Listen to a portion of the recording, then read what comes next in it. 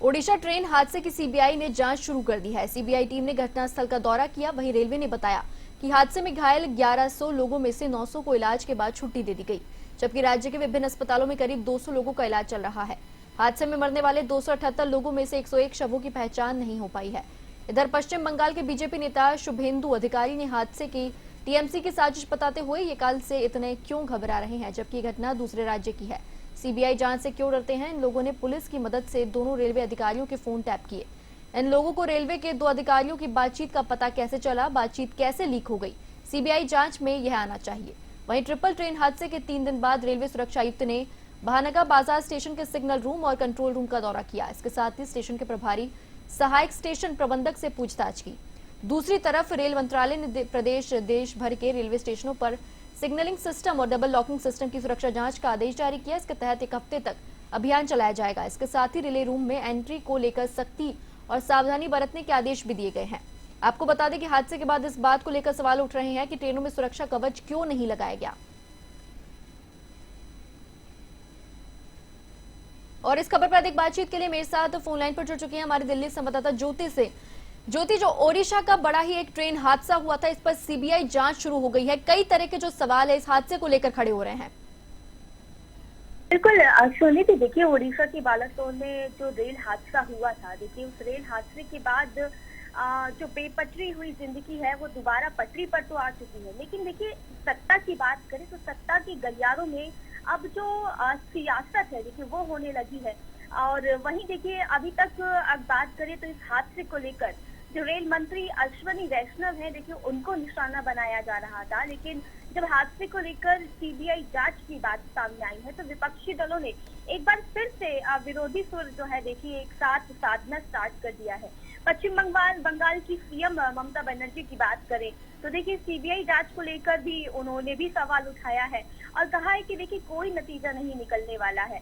वहीं देखिए, पश्चिम बंगाल के नेता प्रतिपक्ष शुभेंदु अधिकारी ने सीएम के ऐसे कहने पर देखिए उन पर निशाना साधते हुए पलटवार करते हुए सवाल उठाए हैं। देखिए, इस पूरे हादसे में जब सीबीआई की एंट्री हुई है तो देखिए कई सारे सवाल जो है वो अब उठने लगे हैं, क्योंकि इससे पहले भी रेल मंत्री की बात करें तो उन्होंने इस तरफ इशारा कर दिया था कि पटरियों के साथ किसी न किसी तरीके की छेड़खानी की गई है।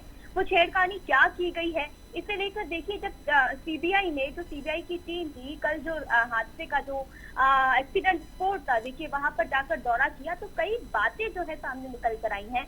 और देखिए, सूत्र ये बता रहे हैं कि पटरियों के साथ छेड़छाड़ की गई है। और इसके अलावा देखिए, रेल मंत्री के बयान की अगर हम बात करें तो रेल मंत्री ने पहले ही कह दिया था कि देखिए जो सिग्नल है, जो टेक्निकल प्रॉब्लम है, उसमें किसी भी तरीके की कोई भी प्रॉब्लम नहीं आई थी। तो फिर ऐसे में सवाल उठते हैं कि प्रॉब्लम आखिरकार कहाँ आई थी, जिसकी वजह से इतना बड़ा हादसा हो गया जहां पर करीब 275 लोगों ने अपनी जान गंवा दी। कई शव देखिए अभी तक उनकी जांच नहीं हो पाई है, वो शव जो है अभी तक गुमनाम है। और वहीं देखिए कई लोग लापता होने की खबर आ रही है। कई लोग घायल हैं जो अस्पताल में अपनी जिंदगी और मौत के बीच में अपनी लड़ाई की जंग जो है वो लड़ रहे हैं। अब ऐसे में सियासत जिस तरीके से हो रही है ये काफी शर्मनाक है, जहाँ एक तरफ सत्ता पक्ष है तो वहीं विपक्ष है जो लगातार एक दूसरे पर निशाना साध रहे हैं। वहीं देखिए, ये जो आरोप और प्रत्यारोप का सिलसिला जो है वो सिर्फ भारत तक ही सिमट कर नहीं रह गया है, बल्कि कांग्रेस नेता राहुल गांधी भी न्यूयॉर्क से प्रधानमंत्री नरेंद्र मोदी पर हमला साध रहे हैं और इस पूरे रेल हादसे को लेकर उनको जिम्मेदार ठहरा रहे हैं। और ऐसे में देखिए एक बहुत ही बड़ा सवाल ये भी निकल के आ रहा है कि जब रेल में कवच की बात हो रही थी, सुरक्षा कवच की बात हो रही थी, तो ऐसे में क्या जो सवाल उठ रहा है कि क्या रेल में कवच नहीं था। और इसके अलावा सीबीआई जांच पर जो सवाल उठाए जा रहे हैं कि सीबीआई जांच इसमें क्यों आनी चाहिए। और वही देखिए, अगर हम बीजेपी की बात करें तो देर रात एक बहुत ही बड़ी बैठक जो है देखिए बीजेपी हेडक्वार्टर में की गई दिल्ली में, जिसे लेने के लिए राष्ट्रीय अध्यक्ष जेपी नड्डा, केंद्रीय मंत्री अमित शाह और देखिए बाकी बीजेपी नेता उस बैठक में पहुंचे।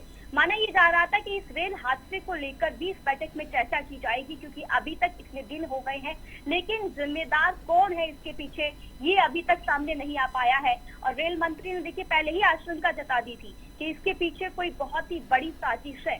और वो साजिश कौन सी है? क्या वाकई पटरियों के साथ छेड़छाड़ की गई थी क्या वाकई ही इस पूरे रेल हादसे के पीछे किसी बड़ी साजिश का हाथ है? तो देखिए इन सभी का पता लगाने के लिए अब सीबीआई की एंट्री हुई है और सीबीआई देखिए पूरी मेहनत के साथ लग गई है, दौरे कर रही है एक्सीडेंट स्पॉट का। अब देखना होगा कि क्या कुछ सामने निकल कर आता है, इन क्या वाकई में इस रेल हादसे के पीछे कोई साजिश थी। लेकिन वहीं देखिए जानबूझकर इलेक्ट्रॉनिक इंटरलॉकिंग सिस्टम के साथ छेड़छाड़ हुई है या नहीं हुई है, इसको लेकर सीबीआई ही पूरी तरीके से रिपोर्ट देगी सुनिधि। लेकिन इस एक्सीडेंट के पीछे कौन है कौन नहीं है, लेकिन इस पर सियासत होना वाकई शर्मनाक है सुनिधि। जी, जो इस हादसे के बाद से ही जो पूरा ट्रैक था उसको वापस से रिपेयर किया गया है कि आगे की जो ट्रेनें हैं वो उसकी वजह से डिले ना हो। तो ये जो ट्रैक है इस पर जो काम चल रहा था वो कब तक पूरा हो गया है और जो ट्रैक है वो वापस से कब शुरू किया जाने वाला है?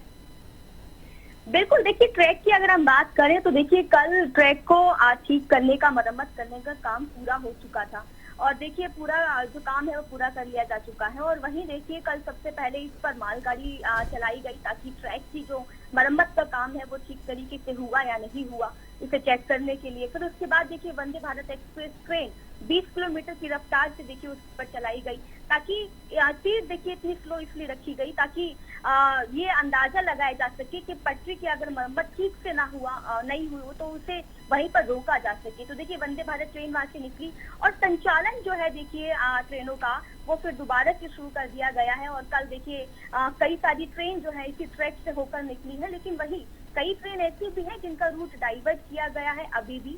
और अभी भी देखिए कई ट्रेन जो है वो देरी से चल रही है इस रेल हादसे की वजह से। लेकिन जिस तरीके से रेल मंत्री अश्विनी वैष्णव की बात करें तो देखिए वो करीब 51 घंटे तक उसी रेल हादसे स्पॉट पर वहां पर जमे रहे और अब जितनी देखिए अपनी निगरानी में उन्होंने पूरा मरम्मत का काम ठीक करवाया। और उसके बाद जब ट्रेनों का संचालन दोबारा से शुरू हो गया तब वो वहां से देखिए वापस दिल्ली लौटे हैं। केंद्रीय मंत्री धर्मेंद्र प्रधान और रेल मंत्री अश्विनी वैष्णव देखिए दिल्ली लौट आए हैं। और रेल के संचालन के बाद देखिए अब ये देखना होगा कि रेल हादसे के बाद जो बेपटरी हुई थी जिंदगी वो दोबारा पटरी पर लौट आई है, लेकिन कोई हादसा अब दोबारा ना हो इसकी निगरानी रखी जा रही है लगातार। लेकिन वहीं इसी बीच देखिए जहां एक तरफ बेपटरी हुई जिंदगी वापस पटरी पर तो लौटी, लेकिन इसी बीच एक और खबर आई थी सुनिधि कल कि एक मालगाड़ी भी पटरी से बेपटरी हो गई थी। हालांकि देखिए किसी नुकसान की कोई खबर नहीं आई, लेकिन अब इस तरीके के रेल हादसे जिस तरीके से हो रहे हैं ऐसे में सवाल ये उठ रहा है कि वाकई में जो रेल की पटरियां हैं वो बहुत कमजोर हो चुकी है, उनको मरम्मत की जरूरत है या फिर किसी साजिश के चलते इस तरीके के हादसे करवाए जा रहे हैं। सुनिधि जी, चलिए आपका बहुत बहुत शुक्रिया तमाम जानकारी साझा करने के लिए ज्योति।